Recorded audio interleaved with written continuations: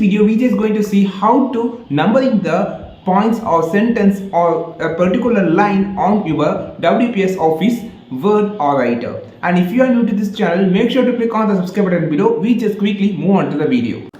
So how to make the numbering in WPS Office? So just select the word or point or sentence on your office to have a bullet points, and right click here. You can see option called bullet and numbering option here. So else you can choose the icon on the top. You can see the numbering, just click it. You can see the numbering has been created, or else you just click on the drop menu to change the different type of numbering options. This is another style and this is another style, and this is called ABC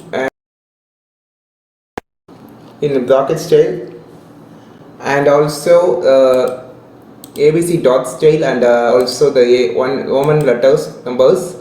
And you can also have advanced option called more numbering option, and here you can see the numbering option here. So you can see you can also customize the numbering. For an example, there is a lot of the options for numbering. You can choose to the decimal like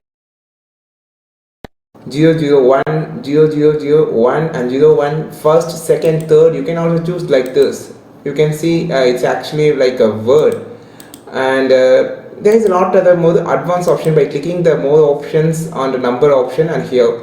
And you can also make another called as restarting number or continue the previous list like this. For an example, I make a space between this. So this is I made a space between this. I only want to number this, and I don't want numbering this space.